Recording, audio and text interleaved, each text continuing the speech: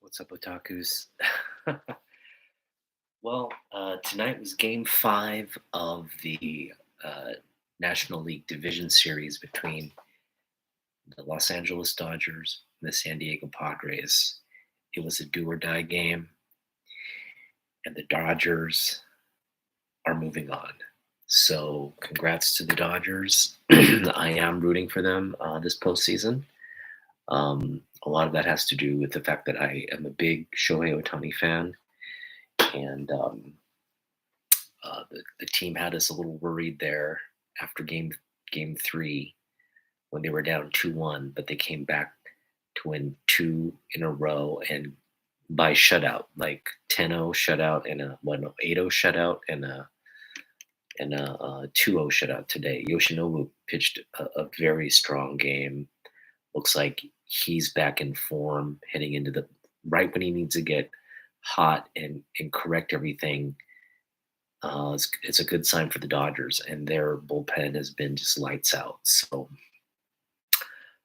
yeah, they pulled out this one. Otani hasn't actually been having a good series. In fact, he went 0 for 4 tonight. With he's kind of, I think, pressing now. I think there's a lot of pressure for him to do something in the playoffs, and I think he's actually starting to feel that now. But hopefully, thank you for joining. We're going through long, a very exciting part of my collection, very meaningful part of my collection. So we're going to get through that. But as I was saying, Otani, he's struggling at the plate a little, but hopefully with this big series behind him, they've got the Mets. The Mets are also a very strong team. They've been playing very well, and they have on their side really the two NL MVP candidates, right? It's Francisco Lindor, who's had an excellent season, but of course, Shohei Ohtani statistically has the better season. But I think whoever wins this series and whoever helps their team move on obviously is going to weigh heavily on the sports writers who vote for the award. And so, yeah, the MVP award is not in the bag for Otani. And this playoff, whoever has the better series and whoever's team moves on might sway enough votes for Lindor. So if Lindor has a great series, he's already hit a grand slam, and I think he's been playing well. A lot of people will, I think, look at the essentially, the core, I guess, the core meaning of the award, right? What does it mean to be MVP? Does it mean to have the best stats and help your team win in the regular season, or is it a combination of both regular season and postseason heroics? Fortunately, most MVPs, they don't go on to win the World Series. The World Series has a separate category MVP there, but it is something that people will debate, especially when you're going head to head like this, and it's it becomes apparent, like, who's more valuable to their team. So I think right now the pressure isn't necessarily off Otani, but he's got to figure out. He's got to kind of take a step back, re-examine his approach to the series, and just do what he does best. Rely on what he's been doing all season and not second guess that. I think he's chasing out of the zone now. He's pressing to make contact with the ball, and teams are taking a little advantage of that. So anyway, I have faith that the Dodgers will prevail. So, but it's going to be an exciting series, and this series is going to go 7 games. So we'll know pretty quick, who has the momentum, which players are going to step up, and it's an exciting baseball postseason so far. It's been yeah, it's been more memorable than uh, I can remember in recent years. Have I seen Joker 2 yet? No, I haven't. And I don't actually make it to the movie theater all that often. And so um, yeah, I do want to see it. I've heard mixed reviews about it. I have yet to see the first Joker, uh, but I heard that was very good. I'm not I'm not the biggest like psychological suspense, psychological like horror or thriller type moviegoer. I'm quite those things like where like especially horror movies. I do not enjoy horror movies. I know a lot of people enjoy like getting scared and doing all that, but for me, it's like, um, yeah, it's not enjoyable for me. The few horror movies I have been to at the movie theater, it's like I fall for every trap, like the sudden, like oh, just like freaking out, and not that I scream or squeal or anything like that, but it definitely is anxiety inducing. So,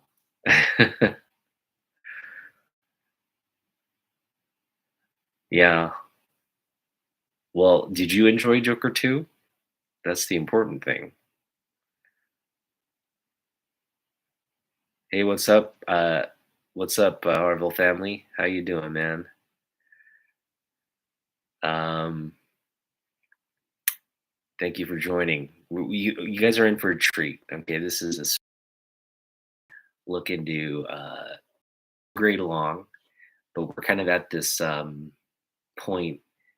Uh, Again, we're going through my Jim Lee box, and we're kind of grading the book on that.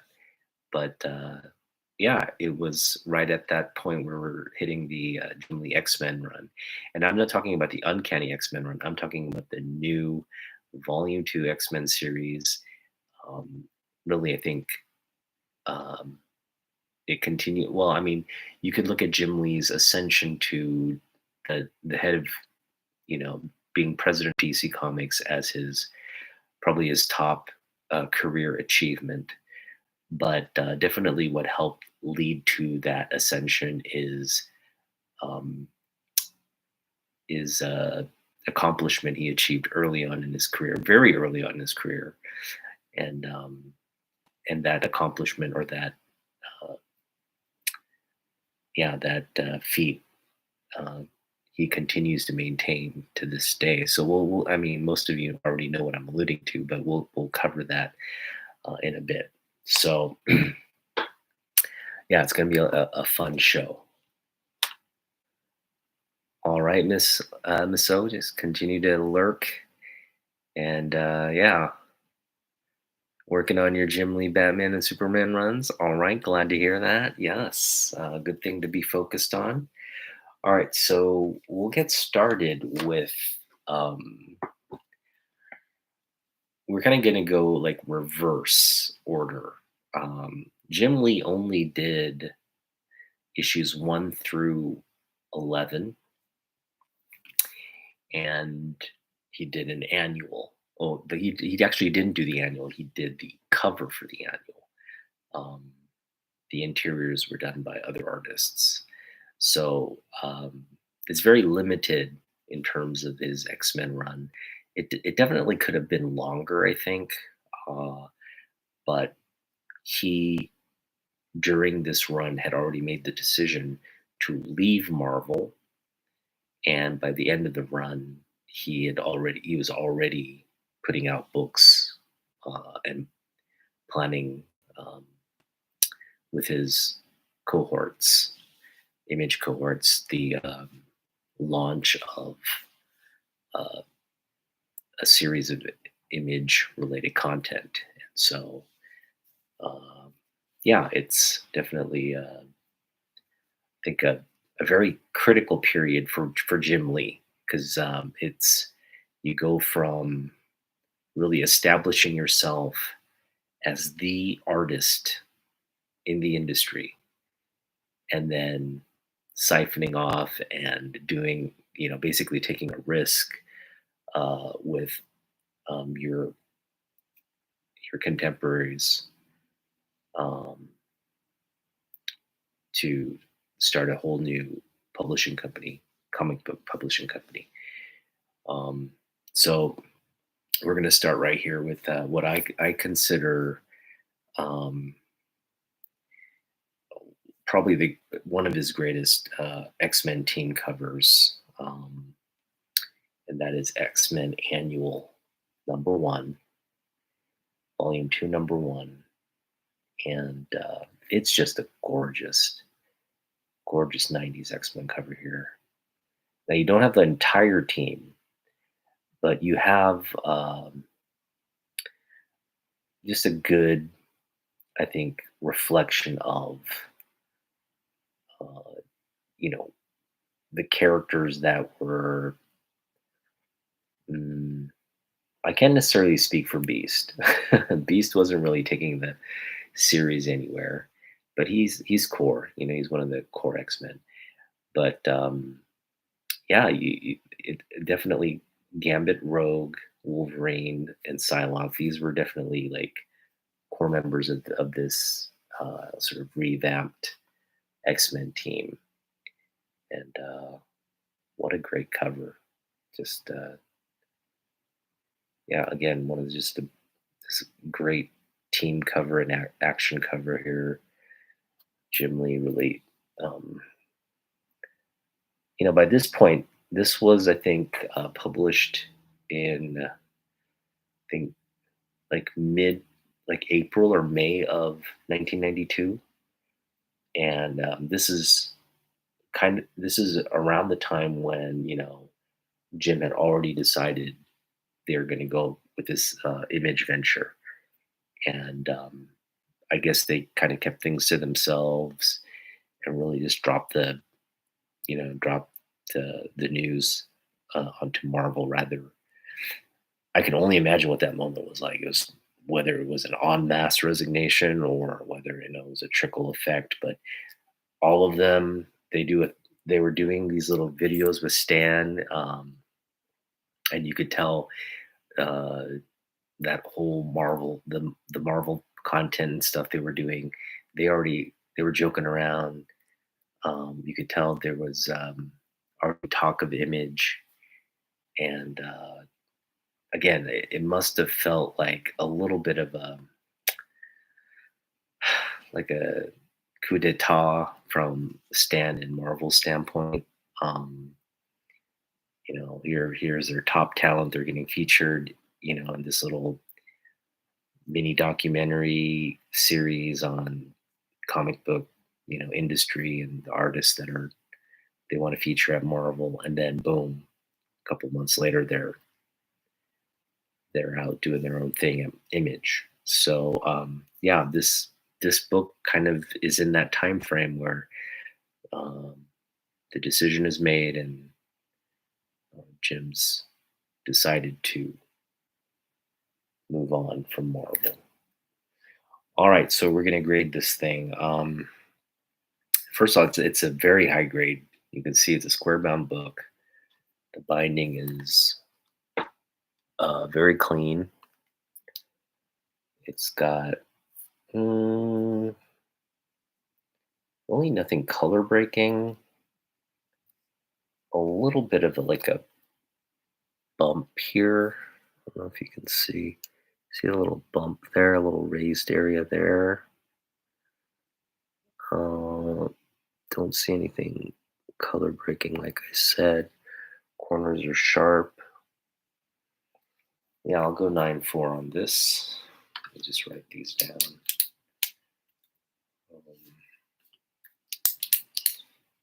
Annual. And we're going to say 9.4. Most of these are near mint copies. This one is not near mint. All right, so um, this one wears a badge of pride because um, this is just one of those books. If you find it uh, in a bargain bin or something, It's your lucky day. No matter what the grade is, right? No matter what the grade is, it's just a book. If you find in the bargain bin that you'd pick up, I would imagine. That is X Men 11. This is Jim's final work on X Men. It's got that iconic panel of the X Men kind of looking out into the horizon, the whole team there. Very, uh, really iconic image of Jim's farewell to X Men, and it's expressed through the team. The whole entire team is there, and they're just looking out on the horizon, looking very hopeful and into, you know, um, there's a sense of like accomplishment, but also a sense of kind of, you know, they don't the um, the uncertainty that's involved with, when you look out into the future, and um, you can definitely get a sense of where Jim's mind was at when he drew that. It was um, obviously, the X-Men just accomplished something big, and they're all there kind of basking in a moment of, I wouldn't say victory necessarily, but of validation. And anyway, it's a great last panel. And yeah, again, one of Jim's most iconic images in this run, in I think at Marvel, because it really is his last quote unquote work at Marvel. Now he's come back to do stuff with Marvel content on covers. He's also had his work featured on Marvel covers in subsequent years, even as soon, as late as this year, right? Marvel just continues to utilize his artwork to sell comic books, which is not cool, but it is what it is. But yeah, we picked up here is a rather loved copy. There's all kinds of, like, I think, yeah, there's a spine split. It looks like. I don't know if you can see. Yeah, looks like a split spine there. Really ragged um, spine there. Yeah, split spine. Just like um, nothing, like, not anything major in terms of creasing, but there's just a lot of micro creases in the book. So definitely think, like, you can probably see it in the light there here as I get it at an angle. Maybe you won't be able to see. Oh yeah, there's a good angle right there. You can see just a lot of little micro creases there. So it would benefit from a press. It's not really color breaking stuff. Surprisingly, this bottom corner is rather sharp still. That top edge, though, is not doing so swell.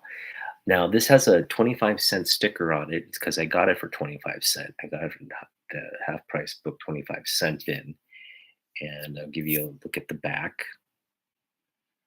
So I would go, 2.5 on this copy for sure. It's like a low grade copy, 2.5. But it looks actually really nice, you know. But with the side spine split and all the little micro issues, um, well, again, the spine split's the big thing, and all the little imperfections. The spine is really tattered as well. So, um, I mean, we're talking like 2.5 to 3. I think people. I think going with a 3 um, isn't all that incorrect. It's going to be right around a 3, I would say. So let's go 3.0. The spine split is, no, it's got to be a 2.5. The spine split is just like almost like, I want to say like 2 inches. So that's major. And then given all the other little defects, I think 3.0 would be too generous. I don't know. What are your thoughts? I think the spine split. for me, that major, I mean, it goes all the way up to here almost. So it's more than 2 inches. It's almost 3 to 4 inches. Um, so yeah, I mean, but it's a newsstand. I think it still looks beautiful, and you've got just one of the best covers by Gem. This has to go up. This has to be up there with, we were mentioning how great, how awesome I think this team image is. Well, you pretty much have members here, minus Jubilee. Jubilee's just sort of the icing on the cake on this image here. But yeah, just a great image there. Classic Wolverine posed there, just claws up. So yeah, you gotta love the fact that Psylocke's there, looking PS sexy. So yeah, we're gonna go 2.5 on this one, but definitely, I this is just a reminder how, you know I really consider this an Unmyung book. Um, and for those of you that follow me, you know what I mean by Unmyung book. But for those of you watching maybe for the first time, an Unmyung book, Unmyung means destiny in Korea, and Koreans have a sort of a slightly different concept of Unmyung, but um, I like to kind of use a comic book analogy for it. There's just one timeline, and Unmyung is everything you meet on your path, on your life path. So everything that happens to you is Un, you know, but it's the things that uh, have significance, or there's a, I guess you'd call them like events or people or things that are remarkable in your life that you would define as unmyeong, right? So that's something you classify, and they're oftentimes events, people, objects, things that you cross on your journey. So think about somebody on their journey and you're on their journey, and you intersect, however you want to look at it, but there's a crossing point or a meeting point, and that is they are your destiny and you are their destiny. And um, so Unmyeong is kind of like a two-way street in terms of um, how it's approached, right? So this book is Unmyeong in the sense that it crossed my path, but I'm also this book's Unmyeong, right? So it's like two-way thing. Like we both share that same kind of destiny or path. And it's really relevant to how I look at it as almost like when you. So this is the thing. Like I don't define running. I guess if you run into something online, it technically is like an unmyeong, and if you win an auction or something, it's technically unmyeong. That doesn't necessarily fall out of that definition, but um, there's something unremarkable about getting a book online or buying something, you know, where it's not, it's kind of, it feels like it's predestined, it's like you're surfing or you're doing something and, oh, that, it just seems lazy, right? There's no real effort being put in. But on the other hand, um, what really feels like an Unmyeong book or an Unmyeong experience is when you're out in the wild and you have no idea what you're going to run into on that day or in that box.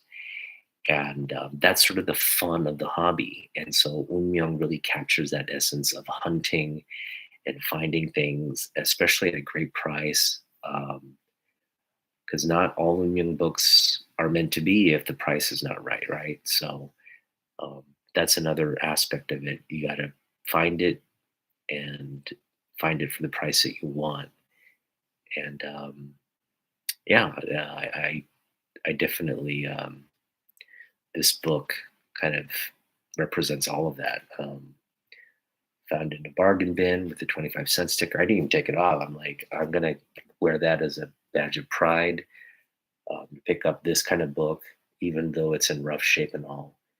Um, for that price is like, it was a good day, right? It's a good um, hunt when you can pick up something like this. So yeah, we're gonna continue on. Obviously, I do have a my newsstand copy is the beat up one, but I also do have a very high grade copy, and I already know the grade of this. I've graded it many times, and I know it's a flawless copy. So I'm just gonna say it's like a 9.6, maybe 9.4. There's a little bit of like dirt rub, I guess. Just a little bit of dirt along that edge there. Oh, I don't know. It's right there. That staple edge there. You see a little dirt. That can with eraser time that can be resolved, but it's very high grade. I do am confident in saying. I mean, I'll just give you a little look here. Get the spine there. You can see very little issue with it. Corners are sharp, vibrant book. So yeah, our direct edition one, we're gonna go 9.4, probably higher. Probably that's potentially a 9.8 candidate, but we'll say we'll go 9.6. That's my direct edition copy of 11. All right, what's up, Trev? How you doing, man? Uh, Hope all is well. Your Chiefs are rolling right along. Uh, Glad you know they're having a great season. Um, and yeah, it's been a fun NFL season. The Seahawks just lost to the Niners on Thursday night. Ah, it's gonna be tough, I think. Um, they're First of all, we've had some bad calls go our way for sure. Um, but we're good offensively. We just kind of need to button things up defensively a little bit because we always used to have sort of a dominating defense, but that's been less and less the case these couple of years. But all right, back to comic books. Enough about sports. All right, next we have X-Men 10. Yeah, beautiful Mojo and Longshot cover there. Again, Jim just really goes with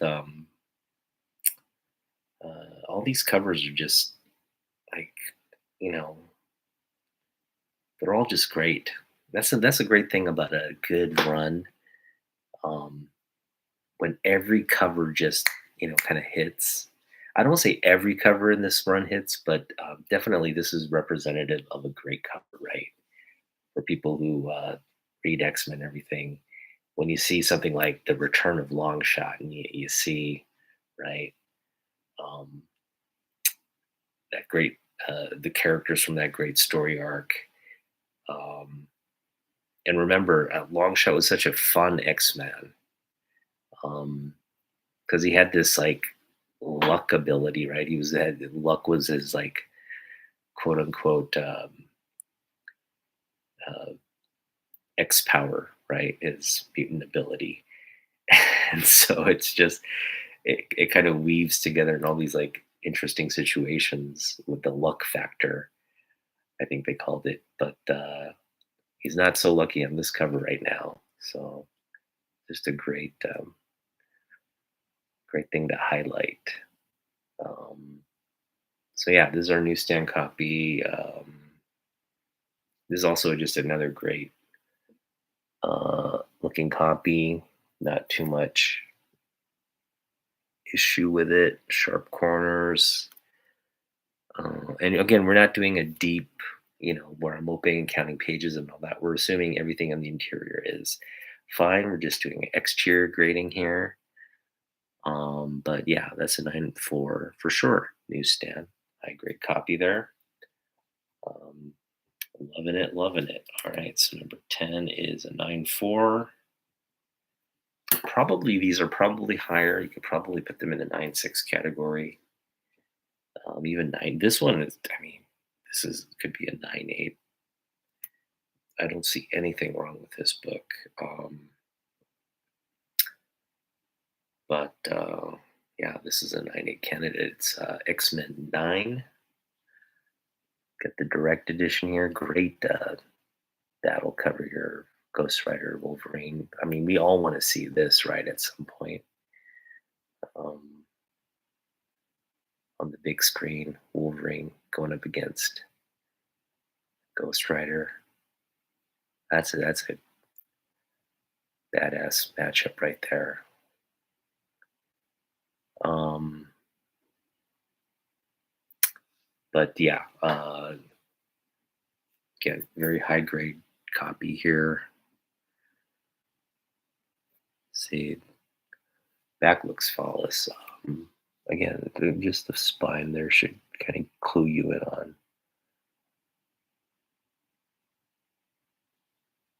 condition. This is, I think, this is really a 9.8 copy. It's just so flawless. All right, so I'm gonna go 9.6 on this one. Number 9, we'll go 9.6. Excuse me. Thank you, thank you. All right. Now, if we talk about, I'd say, kind of disappointing covers, I think this next issue is, for me, doesn't live up to some of the other covers in this run. And it's not necessarily the fault of Jim Lee. It's just the cover wasn't inked and it wasn't inked by Scott Williams. And so you get this sort of like, I don't know, it just kind of a lackluster. Colors don't really make the book pop or stand out, and there's just something off about Rogue and Gambit there, and just I think it just loses its it could have been inked and colored better is kind of what I'm trying to say, right? So this issue actually for me like is just a little bit disappointing in terms of, I mean, obviously the content of it is strong. You got Bishop standing over Gambit, you know, where is it? Enough said, right? Gambit versus Bishop. I mean, but it's just the execution and like the colors and everything. It just doesn't. It doesn't achieve what I think could have been achieved had Scott Williams worked on it.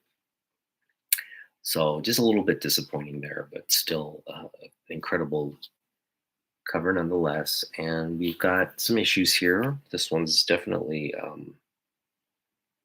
has issues here. We've got some spine wear there. Um,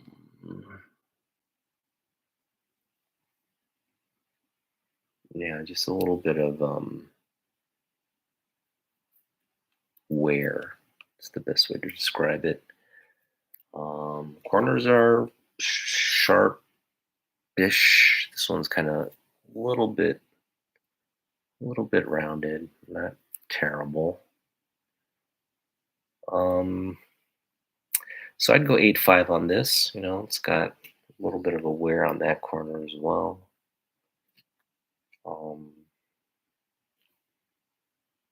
Yeah, newsstand, we'll go 8.5 on this copy. Number 8, 8.5. Now, this next one is, I mean, It's just a great cover. It's just a great cover. It's like a split. It's a split cover of Wolverine and um, Omega Red, and it has this just red tone to the cover, effect to the cover, like it's a black and white type situation, but it's um, instead of like a black gray, you're using like red tones on this, and it's just this. Look at how great that is to convey the Omega Red, the rage, the how these two characters sort of match in terms of their ferocity and deadliness, essentially, right? You don't want to go up against either one of these characters because they'll just shred you apart. Um, so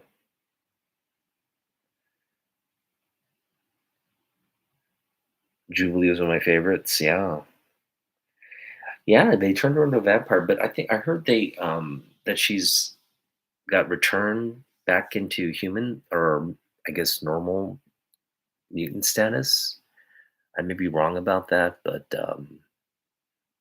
yeah, hopefully she's back to normal. But if she's a remains a vampire, I think that's cool too. She's got to get blood into her system from time to time. Um, so yeah, this is a high grade copy. I put it at 9.0. We've just got some edge wear here at the top. Couple of just really minute spine ticks along the edge there.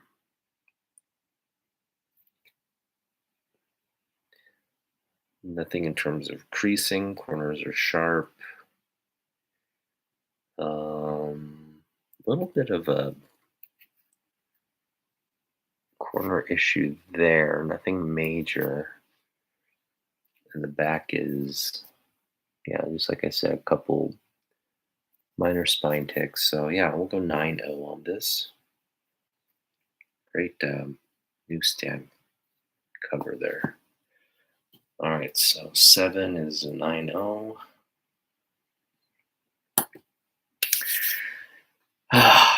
This is, I think, I think, I think Trev, you, we had discussed this at some point, like what is the best cover in this run, and I think I don't know if we landed on this one, but I mean they're all great. It's hard to pick out one, but I think personally this is way up there. Um, I have my favorite cover in the run actually coming up, but 11 is up there, and there's a bunch of ones, but this is like near the top, and it's just because of this like green X-Men trade dress and what we're seeing on the cover. And so if you guys know the sequence as we're counting down, number 6, along came Sabretooth. And it's really this image of Sabretooth just laying out Wolverine for the count. Um, and just Psylocke standing there like like she's complicit in it. So but look at that. That Psylocke image. Just like so so such good stuff. Um I think if you could make any critique of this cover is, Psylocke is obviously petite compared to Victor, right? Um, but it looks like she's bigger than him, which would never be the case. It would be like, especially if he's in the foreground, he would be massive, right, compared to Psylocke. But that's the only, I think, thing that's off, just the proportion. Um, but other than that, I mean, it's the images themselves are just dope. And I don't know, maybe he's scrunched over and that's why he seems a little smaller. I guess you can make the argument that he's like crouching down and um but yeah, it just seems like he would even in the crouch, he would be substantially larger than that. But again, this is just one of my favorite covers, and again, it's the color, it's the characters, everything everything great about a cover. You know, it's telling a story, it's pitching why you should get the book, right? Um, you know, there that you want to know what happens here, why Wolverine is seems defeated and all that. So just a beautiful cover. So the grade on this one, corners are sharp, spine's clean. I'm gonna go 9.0. Show you this great Terminator game cover here. Game Boy, man, does this bring back memories. Couple spine ticks there, nothing crazy. Uh, Front looks actually better. Spine ticks are harder to see on that one, and yeah, just overall clean copy. So yeah, go 9, maybe 9.2 or 9.0 on that one. Go 9.0. You talk me into it. It's a 9.0. All right. So we mentioned 11. We mentioned 6. These are all, I think, candidates for best cover in the run. But for me, this next cover is, I think, the best cover in the run. And that is X-Men number 5. And and the reason it's the best is because it's, first of all, it's two guys just in the heat of a battle. Um, you see Wolverine. I love this. He's got part of his scalp or skull here, like exposed from being cut.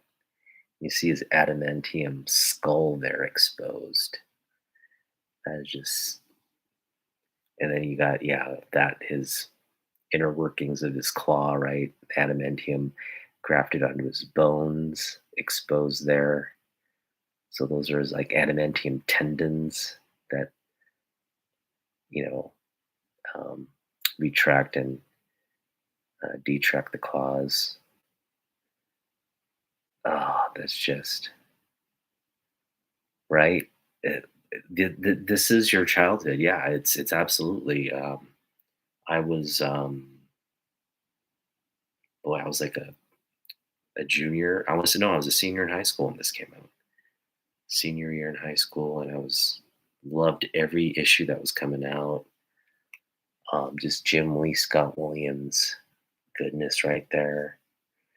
And this is a high grade newsstand copy here. We've got a, I would say it's a easily a 9.4, probably higher. There's just not a lot of issues on the spine, as you can see.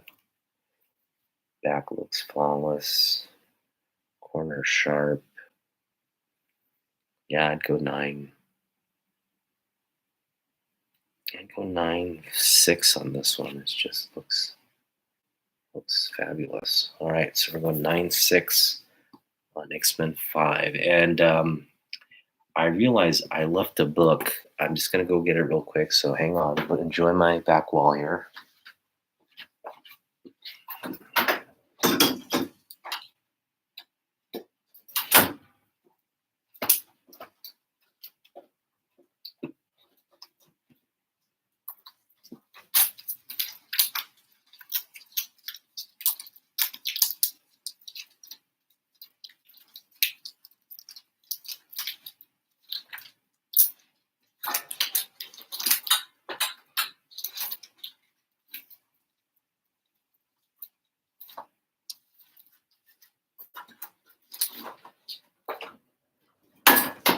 All right, I'm back. Whew. All right, so this also is a very high grade book. I put it at 9.4. Um, there aren't too many issues with the book. I'll just show the back first. Very clean. Front is flawless as well. Trying to show you without the glare.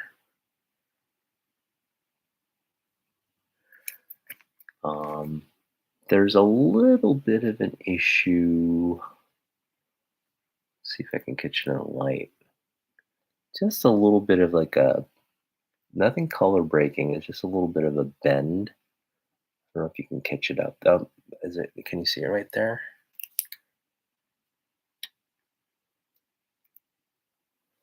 There it is. You see it right there. You can see a little bit of a bend there.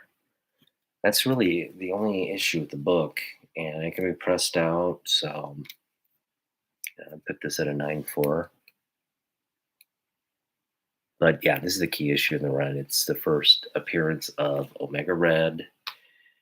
Um, you don't see on the cover. Well, you kind of partially see him, but yeah, you gotta love the facial expressions on Jubilee and Gambit, as well as the snarl on Wolverine. So, and the red cover, yeah, this is just another. I mean, a lot of people could you could make an argument. This is also probably one of the best covers in the run. They're just all really great images. So, really, I mean, you can make an argument for any one of these I've shown, and I wouldn't be pressed to argue with you about your choice. It really comes down to preference. For me, like, yeah, I mean, it's like this is the setup and this is the payoff, right? And that's just a hard image to uh, you know wipe from your memory. Essentially, all of these are iconic images and just so memorable. But yeah, for me, five does it. This is also just a great sort of an action uh, cover. Just got a lot of characters, a lot of things going on, and that is issue number 3. Wait, yeah. So we grade. What did we grade the 4? 5 we graded 9, 6, and then 4 we're going to grade a 9.4. This one also is very high grade. Number 3. This again, like I said, a lot going on in this cover. Action packed. Guess I'll show the spine off here. Very clean spine. No funky funny business. Uh, yeah, spine's gonna look flawless on that white portion. There's a little darker portion there. Not too much going on there. Yeah, pretty flawless for the most part. Sharp corners. So this is another, I would say, 9.4 copy. Number 3. Then we got number 2 newsstand. It's got a couple spine ticks. Nothing major.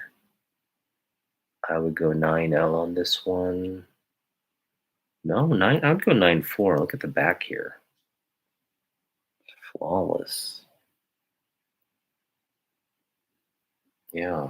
The front, no color breaks. Just maybe really like subtle side spine ticks, maybe all within the realm of the 9.4. So I'm gonna go with 9.4 on this one. Um, yeah, as you can see, like some pretty high grade new 90s newsstands, and I wear that like a badge of pride. Um, yeah. By the time the 90s came around, these newsstands were becoming just rarer and rarer, and so yeah, in terms of their print ratio to the direct editions. It was like, I think, close to 9-1 along that ratio.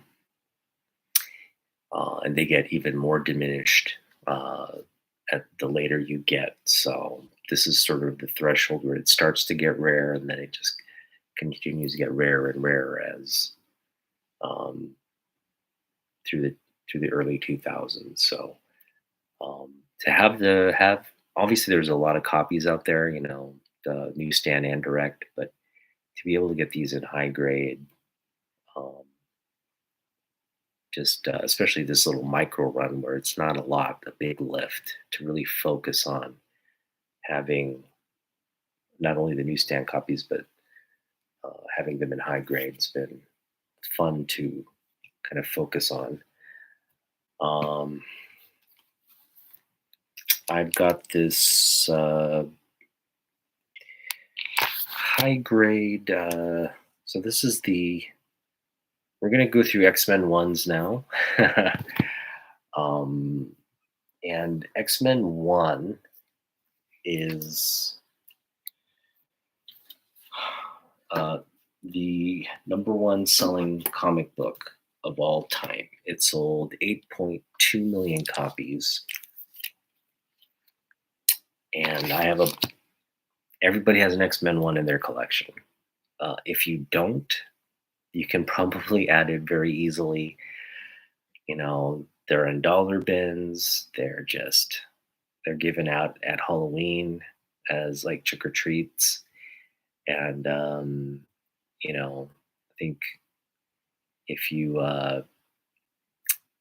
if you buy enough gas or something, they give these out as like reward points for gas and mileage and all that. I don't know. I'm just kind of making stuff up right now.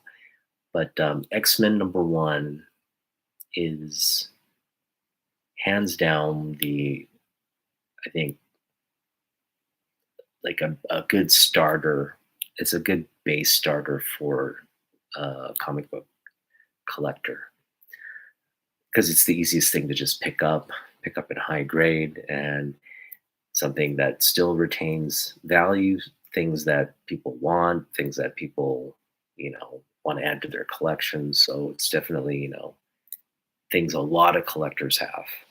Um, and if you're able to sell one of these for $10, then you are a genius. You are selling master. But most of these, like, if you're smart, you do not want to overpay for this.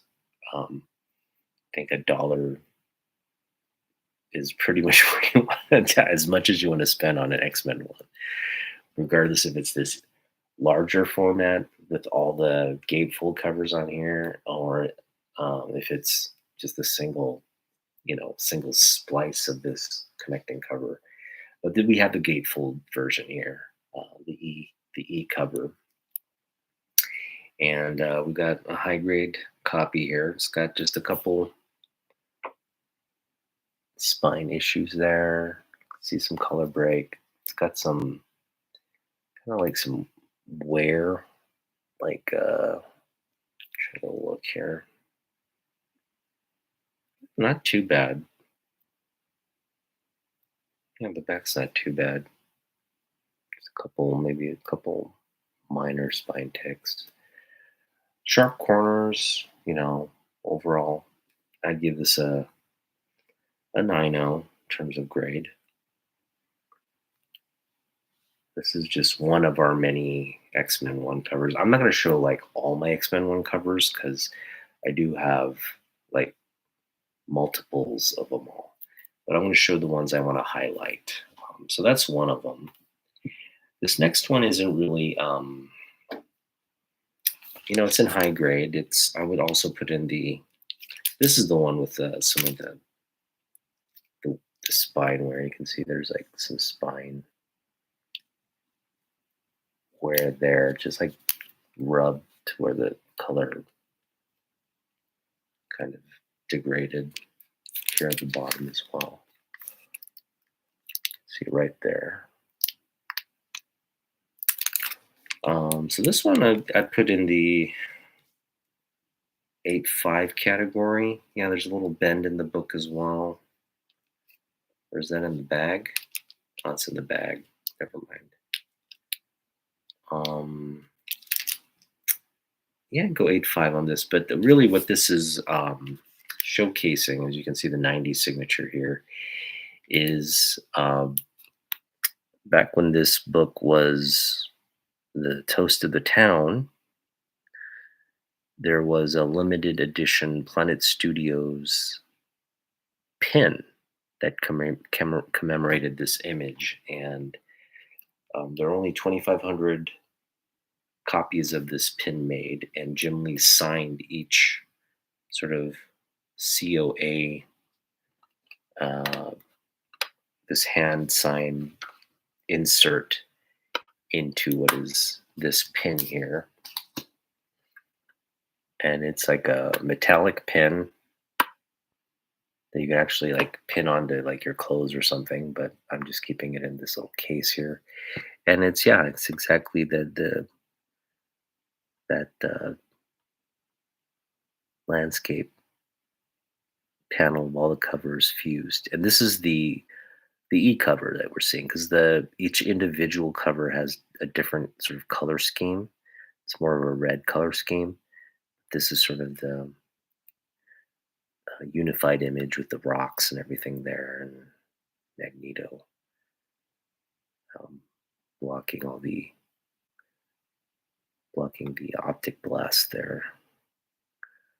So let me just get it real close here so you can just enjoy. Yeah, there are only 2,500 of these pins that were, printed and manufactured. And Jim Lee hand signed each one, numbered. They're all numbered certificates of this.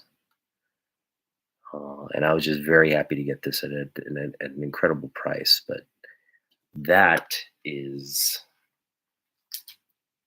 the signature there. Just put it in. I wanted to preserve the signature. And on the back of this issue, we have this was sent out to retailers as sort of a thank you for getting X-Men 1. So, they sent out to comic book uh, sellers as a thank you.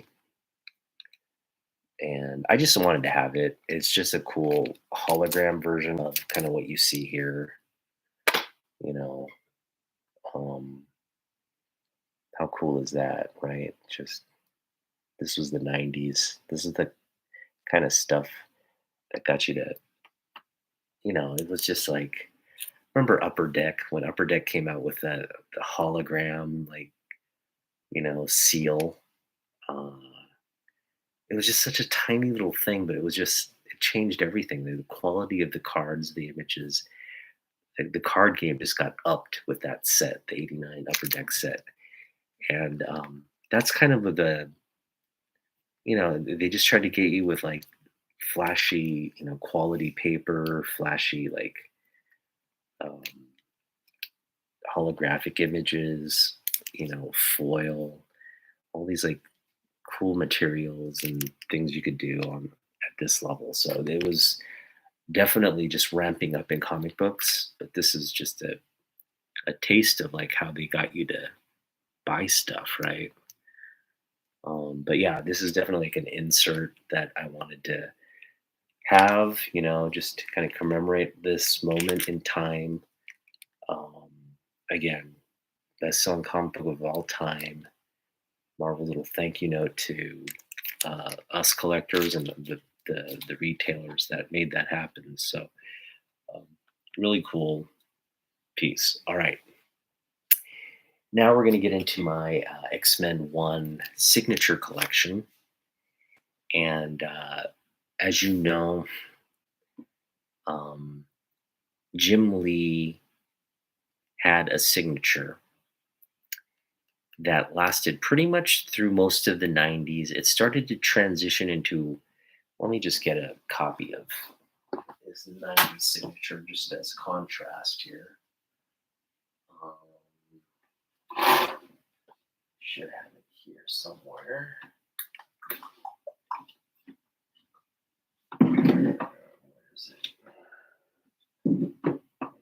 second here. Oh, this is a good transition. Yeah, starts a transition here. All right. I'll show you the transition that occurs. Just want to get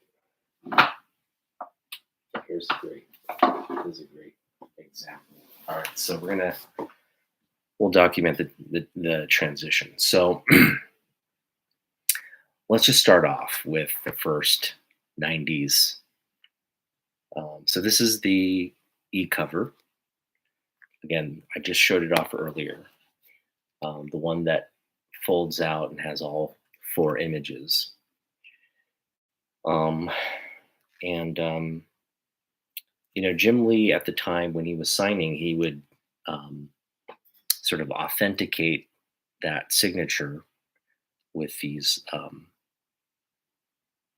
certificates. These are things he printed out, kind of stamped, and these even have different iterations. So like there's a first print, and I think this is like eventually like the second or third printing of what would eventually just become the moniker of this period. So there are a lot of copies of this. This is when it was like he just mass printed them and he took them everywhere as he was signing. He would just give you the little COA and to authenticate that it was his book. So this is not the best 90s signature representation, but it is a 90s signature, and this one has an issue because it was mailed rather irresponsibly by somebody who doesn't sell comic books. So I'm not going to rag on them too hard. They just didn't know better. But they had in a bag and board, and they sent it in a bubble mailer through USPS, and so it came bent. Fortunately, it's not all that terrible. You'll see it right there. There it is. That's the bend in the book. Right there, you see it. But nothing color breaking, so it is what it is. Again, we got it at such a great price. We got it for like under $20. I think we paid like 15 with tax and everything, maybe 17 or something like that. It was no, I think we paid like 20. I want to say we paid like 20 to 25. It was in that range, but nonetheless, great pickup. I'd rather have it than send it back. So even with the issue, we kept it. Great Jim Lee 90 signature there, but that's not really representative of the 90 signature. It is a 90 signature, sure, for certain, but it's I don't know. It just, to me, it's not the 90s style, if that makes sense. We'll take a look at a better one, but yeah, got the gate e-fold in the 90s signature, and what's characteristic about the 90s is that he separates Jim and Lee. It's Jim picks up the pen, Lee, and it's 2 separate lines. You can see the line separation right there, right? Then you get the dot there as well. So that's pretty much, how this is a real good representation. That is a 90s Jim Lee signature. As you can see, this one just a little off from that. This one's obviously something he took a little bit. Well, not that he was, taking more time with this. It was just a little bit more thoughtful in terms of what his actual signature looks like, versus this is probably a little bit, I don't know, kind of a little bit more flair. Not that it was rushed, but a little bit more flair in this one. So, but yeah, this is kind of the standard of the 90s signature. Now, Jim Lee is signing a lot of books, and if you do a motion, pick up the pen, and do a second motion versus just one motion scribble, which is a lot quicker. I think Jim Lee, after doing so many signatures over the years, he thought, you know what? It occurred to him like maybe I should start experimenting with the signature. And so this book came out in what, 97, I believe. So by 1997, you start, this is Jim Lee, and it's still the 90 signatures, you can see for the most part, but he does something rather transformative, and he makes the motion one continuous line, which is going to save you a little time, right? And you start to see, okay, like the calculus here, boom, right? No picking up of the pen. It's just one motion, and it's still his quintessential 90 signature. But you do see sort of that modern take on the signature. Okay, this is again 97 or 98 when this book came out. So this is where you start to see the transition, and then eventually it transitions into what his modern signature is, which is just this sort of like one motion, kind of like JML, and L is just the tail, and that is kind of where we're at in terms of his modern signature. It's just sort of a J, sort of an M, and then sort of an L tail. So that is the modern signature. So he doesn't do his 90 signatures anymore, and I would say the bulk of his signing was in the 90s. If we were going to like compare decades and everything, I definitely think Jim Lee signed a lot more books early on in his career. Again, in that post X Men One, and throughout the Image days, early Image days, these guys are just going around every comic book store, every convention, and just signing books for free, just giving them out as fan service. And so there are a lot of 90 signatures out there, right? But then think about it. We're talking about a very high volume, very productive period that was really about like a 5-year period, right? Where he's signing all these books. So it's really in the overall scheme of his career, right? It's like a 5-6 year window where you're getting 90 signatures. It's just all kind of like a whirlwind of him signing a lot of books. So you can definitely get. I mean, I picked up 90 book signature books. It took me some time, but I was diligent enough to do it. So you can definitely find them online and find them out in among in collections and amongst collectors. So um, there are enough of them out there. But I would say, as Jim Lee has solidified himself as um, one of the all-time greats in the industry, and yeah, I mean, you have to put him in that conversation of all-time greats, because it's kind of like Michael Jordan. Like, you have all these great people that came before you, but you got to talk about, when did comic books reach its peak in terms of mass appeal and marketability and revenue? It was literally like the period he was working at Marvel and the period he opened up the entire uh, market share with Image. Image took a big chunk of the market share, but also grew the market. So, you're talking about this period of mass growth, and then a little bit of a recession in the mid to late 90s, but that growth came back. And currently, yeah, comic books are linked with sort of um, the entertainment industry as a whole, right? It's the engine that feeds the movie industry and a lot of the stuff we're just seeing outside of movies, like streaming content and all that. So um, yeah, the comic book industry is doing well for itself in terms of people buying books, and you know being engaged in whatever stories and characters and content. I mean, it runs the whole gamut of what people enjoy, right? You got fantasy, you've got video game comic books, you've got comic books about everything.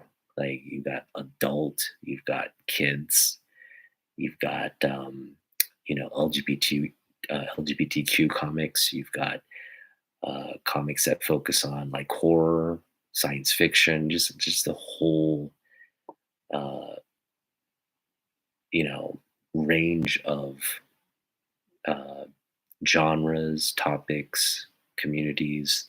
It's all covered. So when you when I look at sure, when I go back to like what comics were even in like the early 80s versus what they were in the 90s versus what they are today, it's just been like this massive, you know, um, it what's the word? It's just the what's that effect? The anyway, it's just this huge upsurge uh, of sales and popularity. All right. Sorry, I've been ignoring the chat. Let's see. I need to go trick or treating. That's great. Yeah, 5 pack at Ollie's. However you come across it, you're gonna come across an X-Men one, and I think for the most part, people pick them up. I don't know too many people. If you run across an X-Men one for $1 or $2, I mean, you're picking that up. It's just um, I think I think you're talking about two different crowds. You're talking about modern crowds who weren't old enough to like read this book or buy this book, right? It came out later, and they're just going back because it's such an iconic moment, book. But then there are guys like uh, guys like us that are old enough to remember, purchase the book, and read the book and be part of the sales of this book, right? The 8.2. I had I think about 2 issues about this one and the um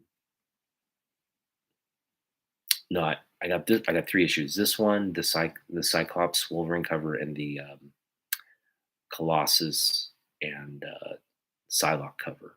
Those are the 3 covers I got. So I was 3 of the 8.2 million buyers, or I guess copies that sold, and it was just a huge deal in comic books. And these guys were definitely rock stars. Um, and I'm talking about Liefeld, because his X Force One sold millions. McFarlane Spider Man sold millions, but then Jim Lee kind of like upped the ante, and this is just the. It hasn't been. Now I'm not going to say it's never going to be. Never say never, right? I think a book has the potential to break the 8 million mark, but that is a hard mark to break. Especially now, I think your average comic book, rarely are books selling into like your average run here is like what, a couple 100,000 these days, right? Um, they rarely approach 1 million these days. It's just the nature of, I think, where the hobby's at. You just don't have that kind of buy-in to where you know um, you just need a lot of people getting into comic books, and you're just not seeing that. It's just too diluted in terms of what people like. So rarely will you have just everybody like converging on one title like you saw in the 90s. So just I think it's one of those feats. It's just one of those things that happens just out of the blue. when the timing is right and the market conditions are right. And now we've moved on to a point where you just don't we'll never see sales like that. But again, never say never. I'm not going to put it out of the realm of possibilities, but it's going to be very hard to uh, top. All right, but we're going to go through my other 90s signature books, and we'll start off here with the A cover. And I got this one here, Jim Lee's 90s signature there. Look how that pops in the light. I love this is a quadruple signed book here. We got Jim Lee, we got Chris Claremont, we got Scott Williams, and Bob Harris, the editor. Um,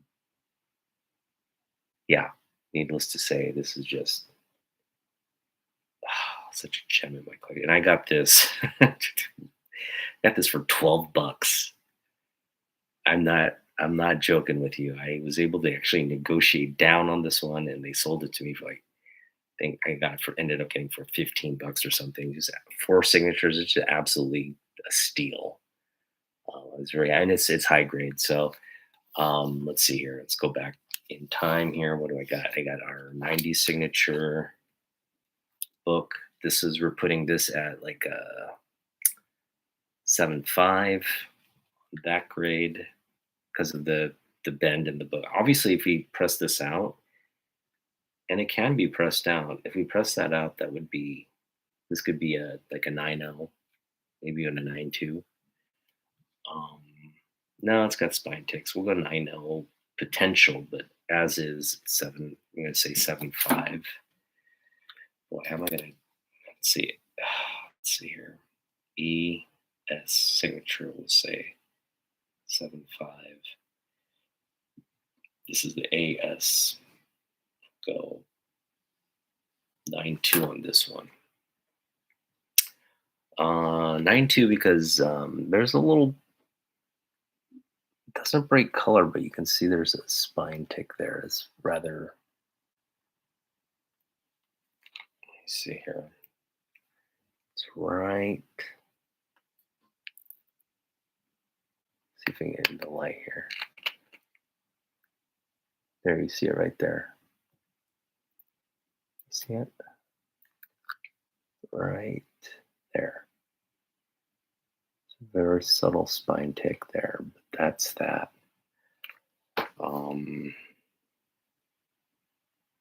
Yeah, it's a 9.0 still. Oh yeah, here's one of his first print certificates there. That was the early rendition. Again, this is rarer because he I think printed out a first set of them and they went rather quick, right? So the second iteration of it was that image I showed earlier. So these are a lot rarer, and it means you had got an early, X-Men One signature book.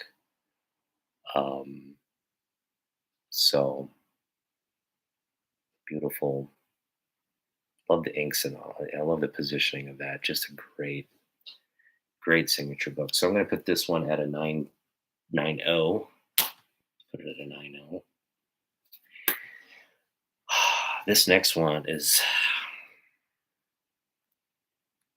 yeah, I paid 100, I think 25 for this one, but just so iconic. It's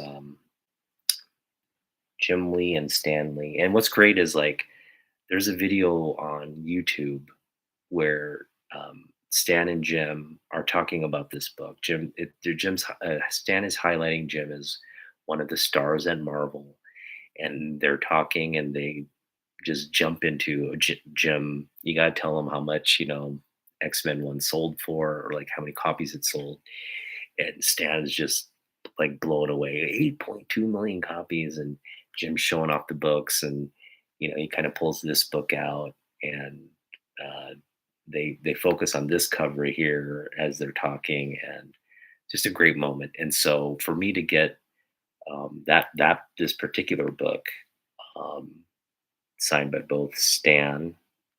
Let me show off the Stan signature there. Beautiful Stanley signature. And then we get the 90s Jim Lee.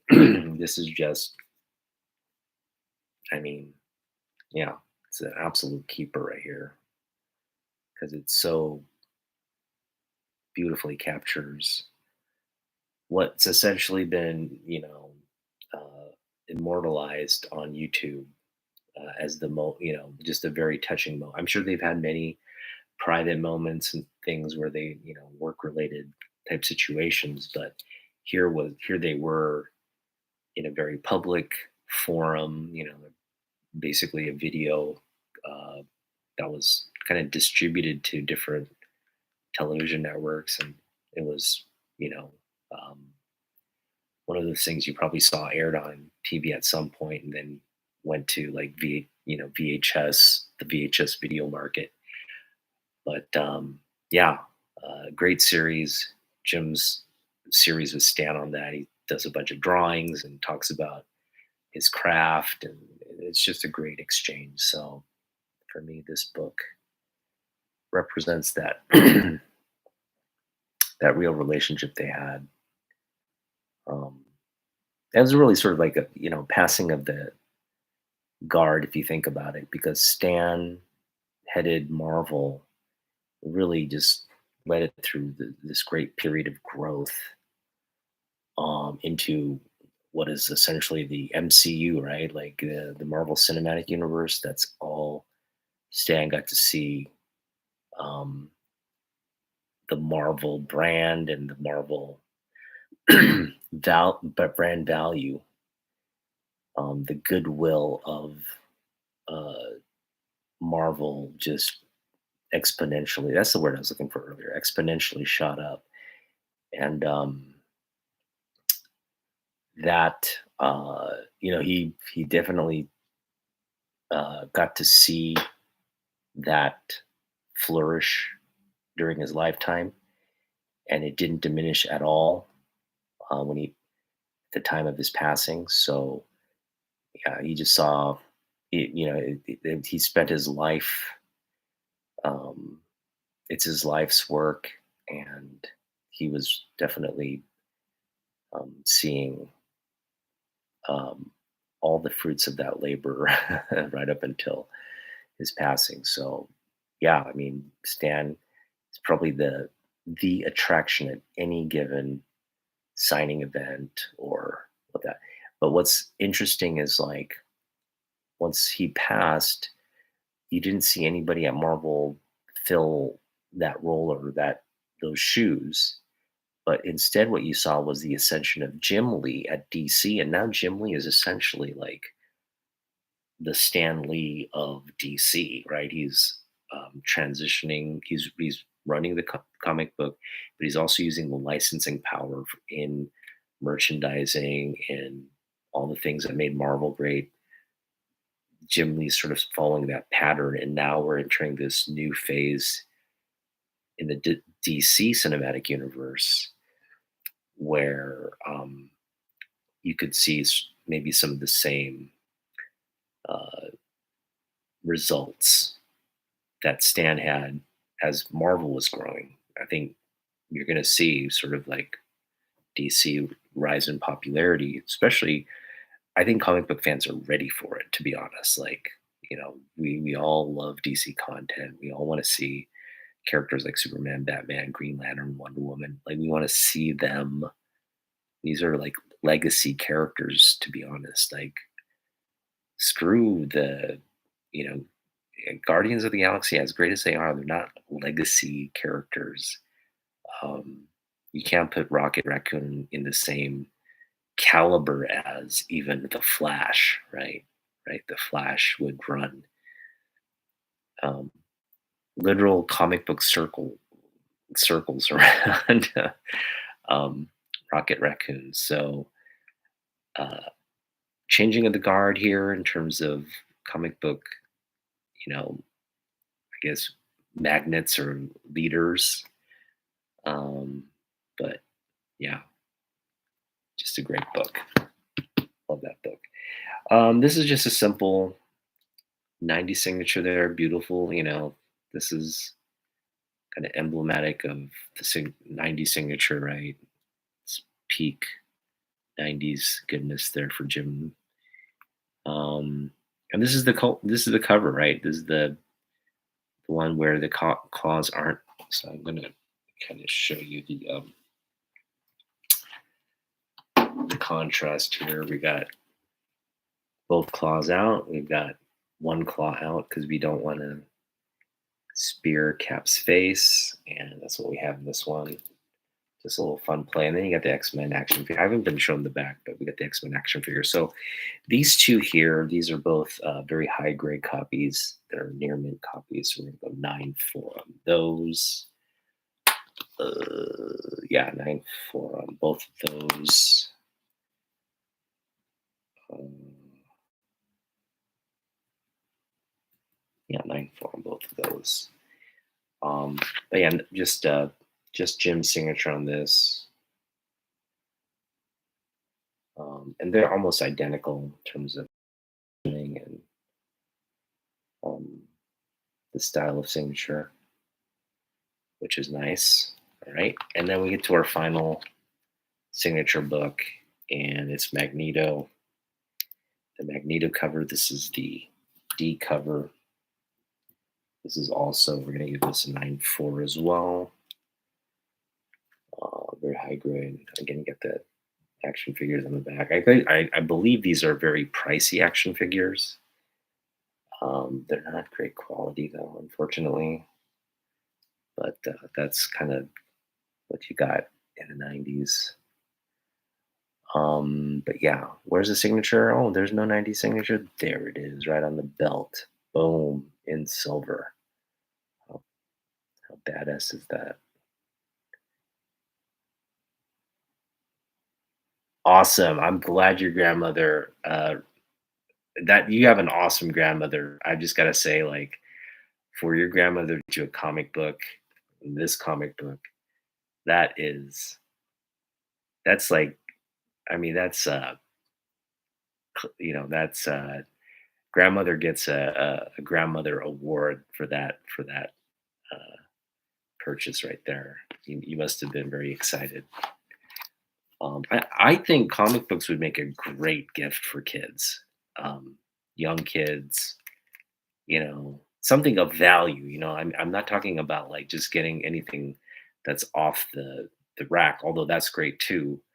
But like getting like a key first appearance or something, like something like kind of value where you present it like in a protected sleeve or something and say, hey, look, don't read this comic book, just keep it, enjoy it visually, like whatever. I mean, I don't want to go as far as say don't read it, but kind of, especially for kids, you don't want to give them an expensive comic book and teach them that, yeah, I know it's okay to abuse and like read, and no, you want to kind of teach them the value of, here's the reader's copy, but this is the copy you want to keep. Maybe giving them 2 copies of the thing. But yeah, definitely a high grade key book would make a great birthday present. So yeah, that's a great point. All right, so those are my X-Men ones. The signature collection there, as you can see, they're all high grade for the most part. And yeah, uh, that's uh, that's as good as you're gonna get for a Jim Lee X-Men collection, I think. I don't know. The only thing I think I would potentially add to this collection is the Pressman X-Men 11, the Pressman edition, which is this technically like the second print. You had to, mail out. It was a redemption if you got a certain game, like UPC thing in a game. You mailed that out, and they would send you an X-Men 11. So they're very limited in terms of quantities. Um, I don't want to say they're impossible to get, but they're rarer than the millions that they were selling, um, in terms of the standard cover. The Pressman reprint edition is just a different color. Just again, the way it was distributed was different, was off.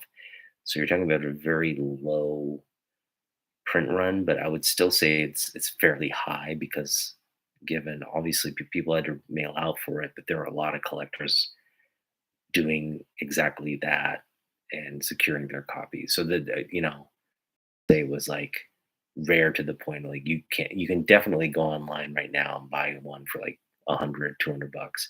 I'm not going to do that. I'm hoping um I mean at some point I would imagine I'd have to do it. I just don't have this terrible urge to go out and get it.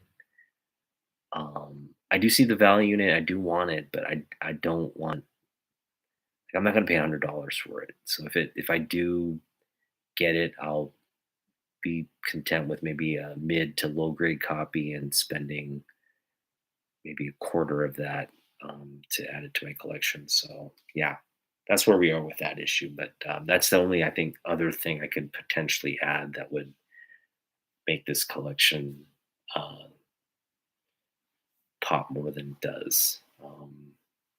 But yeah, I mean that's my X Men One collection, and again, this is a very special treat. I'm glad you guys were here for that.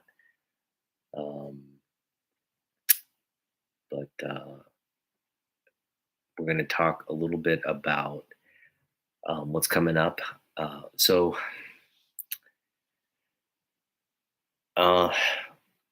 so for those of you who caught my last live stream, you know that Cantonese Comic Kid, uh, Jeff over in Florida, he's a friend of the channel.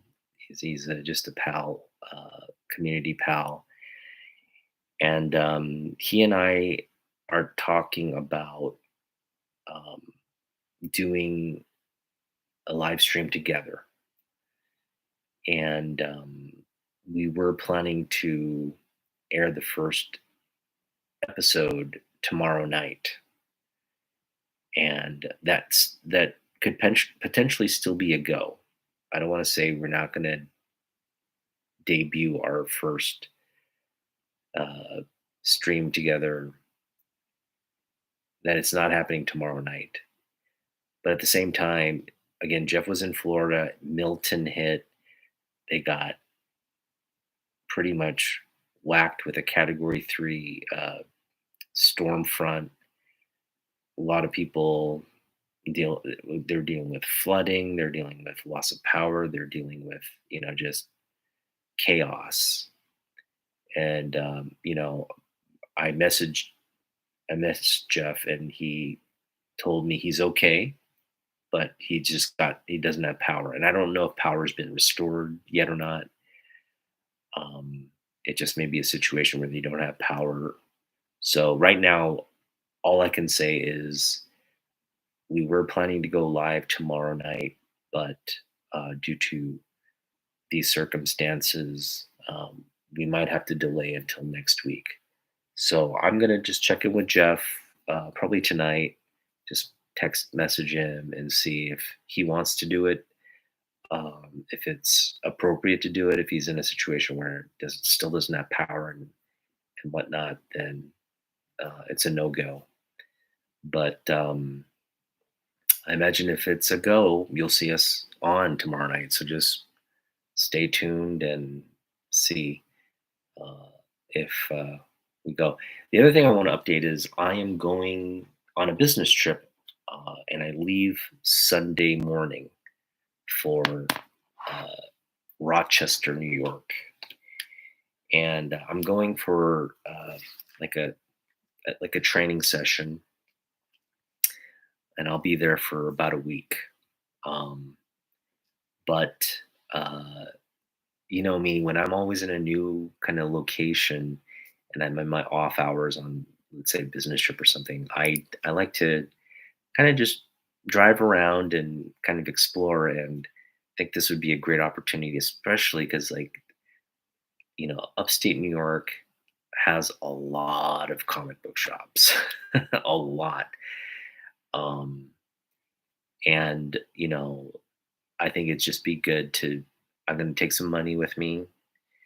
I do have a couple books I'm looking to pick up. Nothing. I mean, obviously, there some of the books I want to still add are big books, but a lot of them are still like like Jim Lee books and things of that nature. So it's just going to be fun to hunt, maybe visit a few shops, hunt for the bargain book through the bargain bin, see what we can pick up, and we'll reveal what I bring back. And so, yeah, I'm just going in with very low expectations, and I don't even have any specific comic book shops in mind. So if you are from the Rochester area, or have you been there and you kind of know um, a place that you'd recommend, please drop that in the chat. Let me know.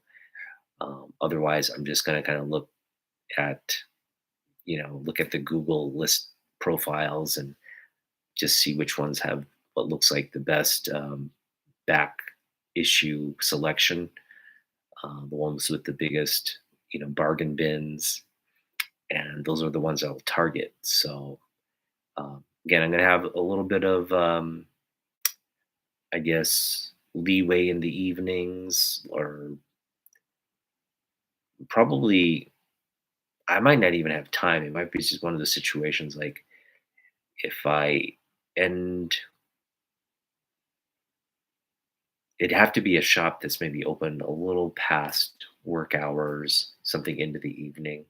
Those are the shops where I could probably drop in and dig for an hour and then come out. So we're gonna have to do some research, but right now I'm just very excited about that prospect of maybe hitting a few comic book shops uh, while I'm on um, a work trip.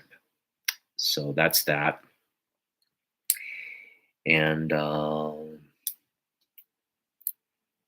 there's a lot of book news, and I'm not going to get into it too much, but they announced casting for Jon Stewart, um, who's one of the Green Lanterns, um, and it's a great casting. The guy looks fabulous. Going to make a really accurate Green Lantern, and it'll be interesting to see that. And if they're going to introduce Jon Stewart, they've already mentioned Guy Gardner's going to be in the Superman movie. So we got two of the four or five Green Lanterns that are out there. We got right. So you can expect, I guess, Kyle Rayner to show up. Hal Jordan's going to be probably the apex Green Lantern. Um, and yeah, we'll just see what else shows up in that Green Lantern universe. But you got to imagine Sinestro's coming. Kilowog could be there. Um, there's a lot of things, so uh, should be there. And it, that's the thing. Like we saw all these like Deadpool show up, like Lady Deadpool, Baby Deadpool, and all these things show up. Versions of Deadpool show up. Green Lantern is just another. Uh, you know, there's another level of because the lanterns uh, they all have their patrols, right? In terms of their sections of the universe that they patrol and defend. And so you just have all these lanterns scattered throughout the universe. So you kind of have that same mix. They could just literally like drop a different lantern each week and like have people just scrambling. So, DC can definitely do a lot there uh, moving forward, not only cinematically, but also in the comic books as well. So that'll be fun. Woman of Tomorrow. Uh, yeah. Superwoman. I guess you're referring to your grandma. Yeah. Woman of Tomorrow. Um, not, Joker 2 came out. Um, they announced, I think, they want to make Robert Pattinson the DCU Batman, which is cool, I guess. I just think the tone of the Batman movies, the Matt Reeves Batman movies. I don't know if that'll fit the James Gunn tone. I just don't. If they cross over, that's great, but I want to see it first before I'm like on board with it because I'm really on board with. I'm not that big of a fan of the Pattinson Batman, to be honest. Not that I don't have something against Robert Pattinson. I think he's a great actor. I think he makes a great Bruce Wayne for sure. Just as Batman, it just seems like he's you know there's just something lacking there because Batman's. I know Batman, right? All of us who've read Batman from since we are a little kid and continue to love all the iterations and stories and experiences that Batman has gone through the years. The core essence of his character, we all know who that is. And when I look at Robert Pattinson, I just think, yeah, just it doesn't come across me as somebody who's like tortured and like you do see the privilege in his who he is of his character. And I think how he how he is in real life, like, but yeah, it just like it doesn't translate. His character, the actor doesn't translate into the character. And again, nothing against Pattinson. It's just doesn't work there for me. So, um, but yeah, I mean, obviously, this that version of Batman was a box office success. DC doesn't want to ride off that popularity, so they're going to try to merge or marry that franchise into the larger project of the DCU. So I think it makes sense from a continuity standpoint and from what they're trying to build. Obviously, Batman's popular. The foundation of James Gunn is layered in Superman, but if that works, you can integrate these two very successful things together and hopefully merge that into building something larger. So I don't fault it. I just, again, there we just got to see what the tone of each movie is and how they do it. Like it's got to Batman's very dark. Superman is going to focus more on sort of the cosmic. It's not street level; it's more the cosmic level thing. So I can just see Batman enter, enter scene and kind of just work with whatever that scenario. He's not going to be central to it, but he's going to play roles in that. You see scenes of him battling all these like minion type characters, um, playing a role in like a key situation, things like that to just basically check. Okay, Batman's part of this DC universe now, and then he'll go back to his like protecting Gotham and all that, right? So it'll be looking like kind of like the do thing, the Justice League, right? Everybody has their own individual things, storylines, but then they all come together to fight the baddie, and then they go back to their, um, kind of like what it was with the Avengers and all the Marvel stuff. So it'll be again, it'll be fun to see. I think the anticipation is more exciting than the actual.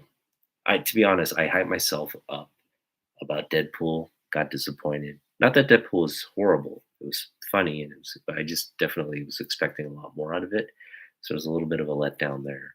I think that's what's going to happen to me with DC content. There's just all this like build up and like expectation and things, and I just know it won't live up to that. So I'm kind of tempering, trying to teach myself to temper those expectations and just be content with the fact that we're getting Superman. Hopefully, it doesn't suck, and even if it does live up to maybe half of my expectations, just to be satisfied with that. Um, but in the event that it surpasses or at least meets or surpasses my expectations, that's what we're really hoping for. What else? that's about it. I haven't picked up any comic books.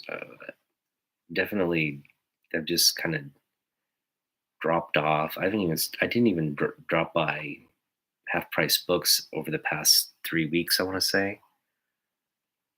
It's just kind of I'm cycling out of my routine of like being obsessed and wanting to, pick up books and all that. I've definitely stepped back and it's taken a hit.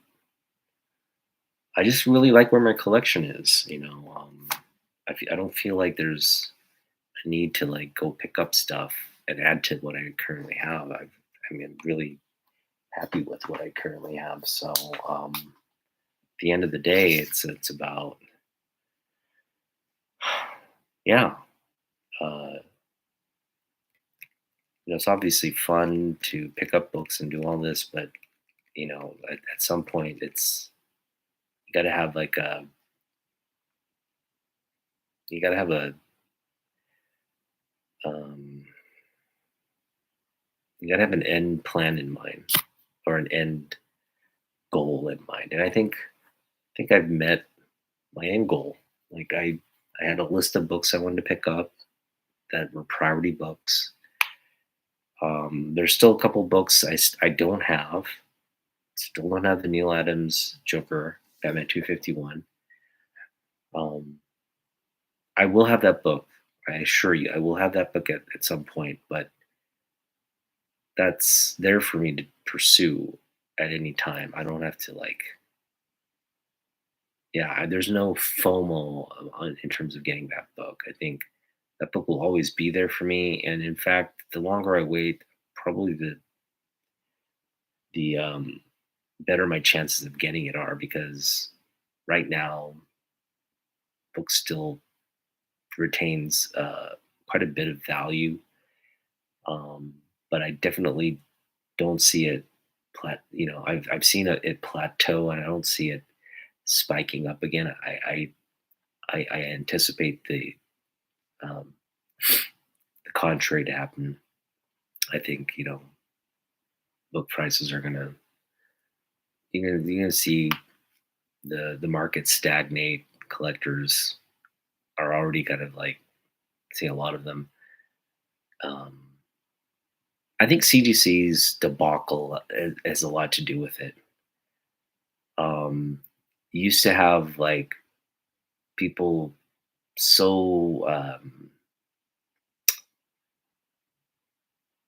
like they saw value in the graded books, they saw value in the service, and that's all gone now. I don't know anybody who would like spend, you know, thousands of dollars because you're hearing people get scammed and ripped off all the time. But I don't know anybody who would, even if it is a legitimate 9.8 copy, the way the market's fallen off, especially if you're just like concentrated on getting slab books like post pandemic, even a year, 2 years into the pandemic, right?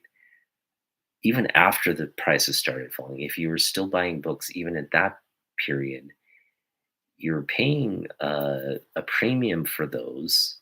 And if you're thinking like you're getting it at a floor value or whatever, and you're anticipating it selling for more, the exact opposite happened. So I see a lot of these like slab sellers, like, oh, I just got a 9.8 and blah blah blah and all this, and you know, you pretty much bought it at on its way down. But it remains to be seen how far further down it's going to get, and it's not. I doubt it's going to go back up. So you know, if you bought it for your collection, fine, maybe you overpaid for it, but it wasn't. If you bought it as an investment, or if you bought it as uh, something you would flip, like buy and then flip for higher value, that definitely is not happening. Um, and yeah, fortunately, I didn't fall into any of those traps because I've been mostly picking up raw books, but um, there are a lot of people that, again, during that sort of boom.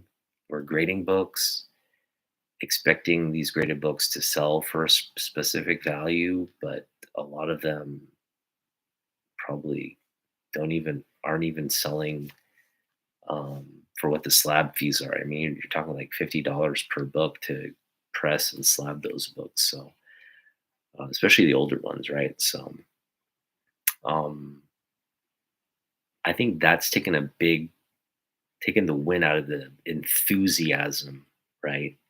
Because you had a lot of collectors kind of grading books and grading their collect. I was one of them.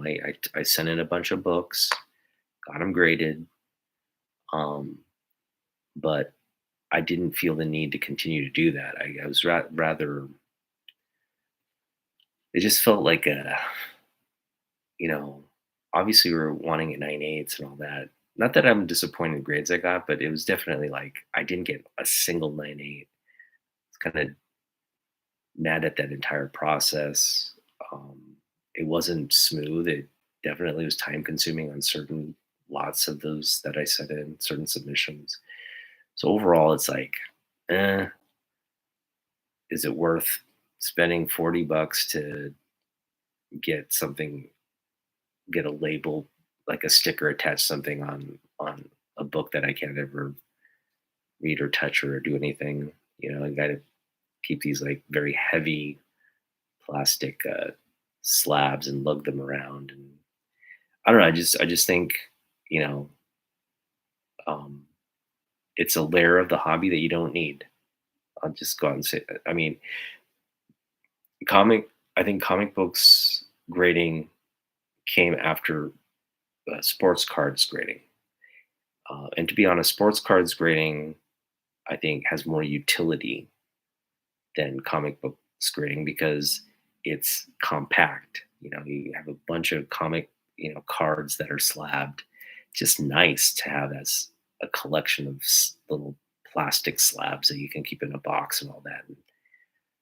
Um, that's has more utility than lugging. I mean, you can put these on your wall. That's kind of cool. That's probably the reason you'd want to do it, right? Just have something. Hey, look, I got a 9.8 or it's a signature book. Boom, and it. But if you're not displaying it as such, then there's really no utility to having a graded. Now, um, I think for a 9.8 book, yeah, or even for like an older book, if you have that in like in high grade, like 9.0 or above, an older book, um, that has a lot of value to it. But that's a different type of collector, right? Um, so that's not me. I've always been about collecting the books I grew up reading, my era of books. Um, and that's where my focus has been this entire time. As you can see, like, you don't pick up a collection like this unless you're devoted to that thing. So, yeah, I'm glad I don't have these in 9.8s. And I'm glad I didn't spend all the money. $100 for a 9.8 book here, um, when I can spend $100 and pretty much get, entire runs of things I want. Because most of my books are just dollar bin fodder anyway. So it's been, for me, I think, yeah. To be honest, the comic book market's going to rise and fall, and you're going to see the peaks and valleys and all that. And hopefully, you can navigate that well. Because I'd hate for you to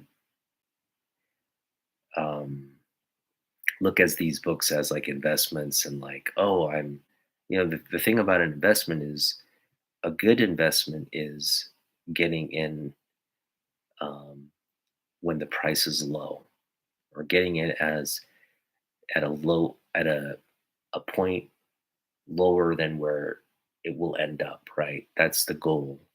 um, which is why it's hard to predict what a future value or market value will land. um, But I don't. Again, a lot of people pour big money into these books, and so it really matters when you're buying it. And I think a lot of collectors who invest make the mistake of thinking sky's the limit on this, right? If I get it now and just sit on it 10 years, it's going to, there's no guarantee it'll do anything. But, um, 10 years is a long time to sell, or even 30 years, or even 40 years. There are guys who've been like, obviously 40 years, yeah, you're gonna see that book rise in value, but it depends on the right book, right? It's not every book that's going to do that. It's going to be certain key books, certain books that are in demand. And today, and to be honest, in today's market, I mean, it's hard to consolidate consensus on what book everybody wants. Um, so yeah, but I mean, I guess my message is uh, don't look at comic books as investments. Enjoy reading the books, enjoy collecting what you like, enjoy um, the hobby for its essence, which is digging for back issues, going to conventions, getting your book signed by the artists, the writers you like, getting immersed in this universe. It's a fantastical, it's, nonfiction works are everywhere, but this medium of art and storytelling, um, it is unique. And for those of us who collect this medium and appreciate this medium of visual storytelling through panels of artwork, um, and the essence of this medium has not changed. It's, in fact, I mean, it's improved, and you have people like Alex Ross who stretch the medium to a new quality and uh, you know innovative uh, style that he brought, and that influences a whole slew of artists, even somebody like Peach Momoko, right, who brings a very unique style to this medium. But the medium, I mean, these are sort of one-offs, or um, they're, what's the word I'm looking for? They're exceptions to the rule, right? They're um, can't think of the expression right now, but I mean, they're not your standard typical, but your everyday, you know, guys in the trenches, the guys who put in the work to master this craft. Um, that has not changed, right? There's a technique, a style, a look to what comic books, how you tell a story in comic books, right? It's not just word. I mean, it's word bubbles, but it's not just word bubbles. It's the lines. It's the the motion, the sounds that you create through drawing, right? Just like it's all of that. It's conveying like something bright, right, or some an explosion, or just something impactful, like a look, or just like an expression. Like there's so many things you can do on the page through line work, through this medium that is just extraordinary. And so really you really only see this in American comic books, manga. There are other countries with comic book industries, like Korea has manhwa, um, but they all kind of adhere to the same rules. And so yeah, um, and that has nothing to do with preserving it in some plastic with a label. Um, has everything to do with going to a comic book shop, picking up books you like, reading them, having those stories become a part of you, and yeah, just falling in love with the characters and the stories. And so that is something sports cards and all this other stuff cannot bring. Now, sports cards, yeah, you have a favorite maybe team, or you have the players you follow, or maybe players you've met, had the opportunity to meet, and then you just idolize them and all that. But those are real life, and and there's limitations to what they can, I guess, their value to you in your experience. You just watch them on TV, and then you follow their career, and then that's it, right? You have all the memories of you watching that player and how you felt. Um, but that's it, and I guess that is a lifelong kind of pursuit. For me, that player was King Griffey Jr. When he retired, I didn't see value in collecting baseball cards anymore.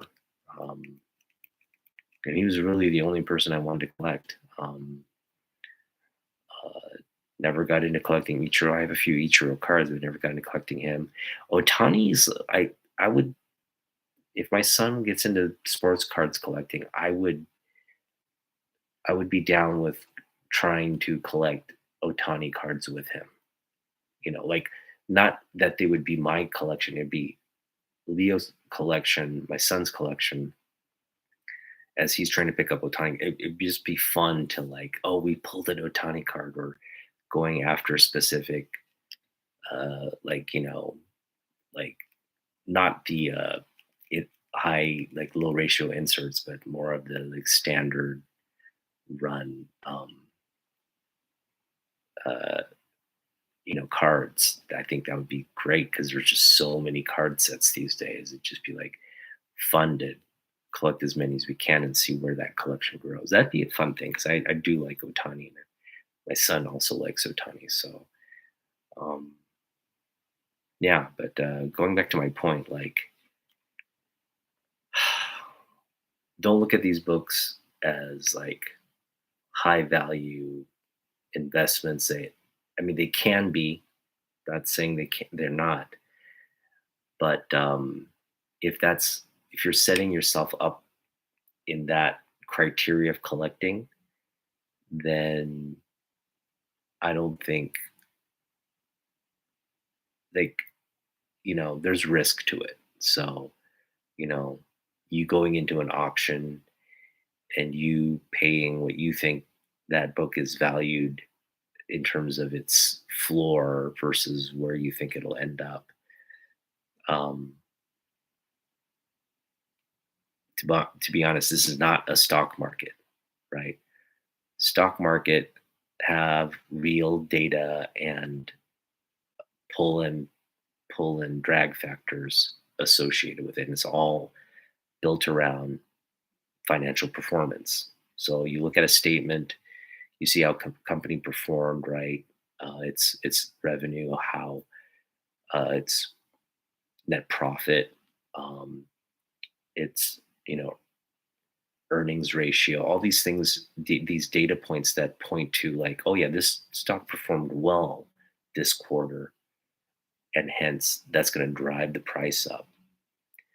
Or it didn't perform well, that's going to drive the price down. And so when you're making an investment, you're really looking at its future potential. You're looking at the market as a whole. You're looking at, yeah, just the business economic outlook, and that company's um, performance in that market, right? Um, so you can make smart investments in that arena because they're real world. Like, there's real world data, there's real world observations you can make, there's real world, like, push and pull factors that affect that business, or that the sales of a certain product and all that. So those are things you can really lean on and make, like, smart investments. Things like comic books, when you're like, okay, I know there's a movie coming out, and this movie is gonna spike that book up, and then I gotta sell it, or like, those kinds of things, that's a fool's errand. So, um, if you've got money, if you got thousands of dollars to spend and you're investing it into comic books,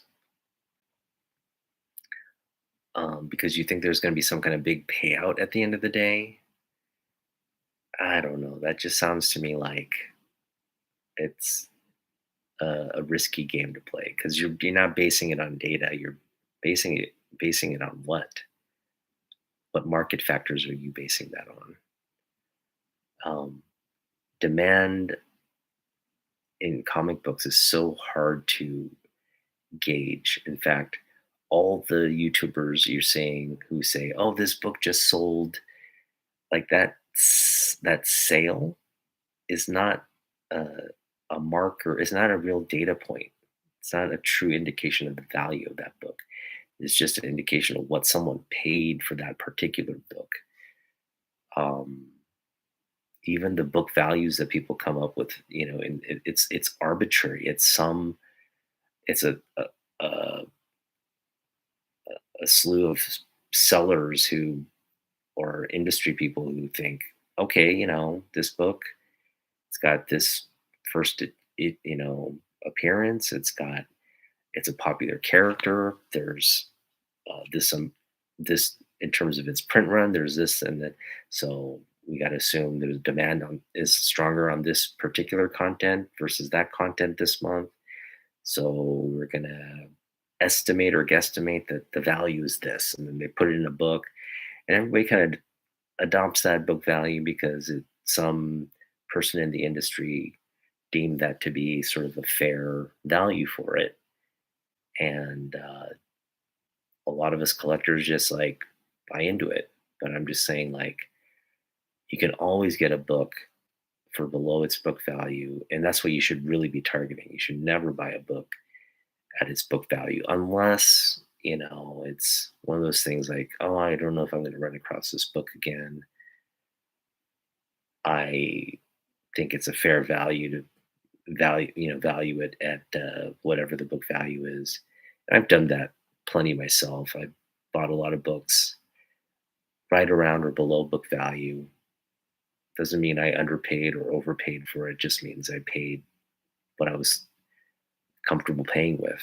Um, and that's the thing you got to remember. Just be comfortable if you're going to make a purchase that you're comfortable with that value. Um, I haven't spent more than I think $300 on a book since I've been uh, back in the hobby. And it's not for a lack of trying. There's definitely a lot of high value books that I considered buying. X-Men One, sorry, Giant Size X-Men, first appearance of the new X-Men. I also considered getting some Golden Age Superman books. That would have been in the thousands. Uh, I almost spent $400 on a Joker, 350 on a Joker book. I bid up to 350 on what was essentially a Mark Jewelers insert Joker, uh, kind of a 3.5, maybe four, maybe close to 4.0 copy of it. Um, I spent $200 on this book here. I'm just very happy with it. Yeah, I'm very happy with spending $200 on that book. But my point is like, if you see value in that book uh, and you want it, pay what you're comfortable paying for it. Don't ever buy a book thinking it's going to make you money. Just buy the book because you want it, want to have it in your collection, and buy it because other people value it. It has a specific value to that collectible. So don't overpay for anything. A lot of it comes down to, again, understanding what the value of that book is. So don't ever overvalue anything. I think a book value is a great marker of what the general market, how they see the book. But again, you don't have to look at the book value as the floor or ceiling on any deal. You have to look at it as like, what are you, what do you think relative to that book value? What do you think the real value of the book is? And so, again, I think most modern books are going to be dollar books. And even if it is like a really first key issue in terms of the modern book, like it's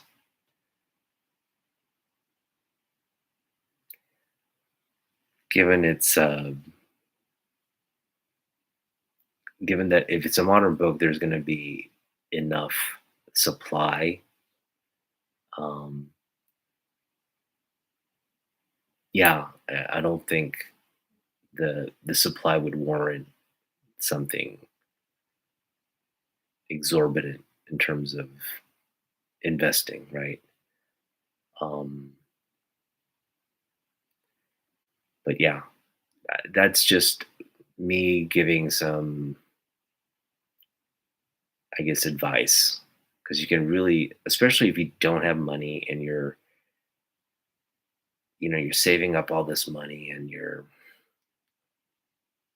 really looking at these things as investments, which a lot of people on the YouTube and internet will tell you that they are, but you got to take them with a grain of salt because they're trying to sell you the very books that um, they're hoping you buy. So yeah, it's kind of like a stock trader, right?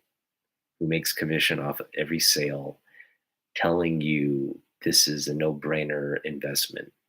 Like if you just flat out trust that stock trader at face value, what he's saying, he or she is saying, um, you're going to lose money.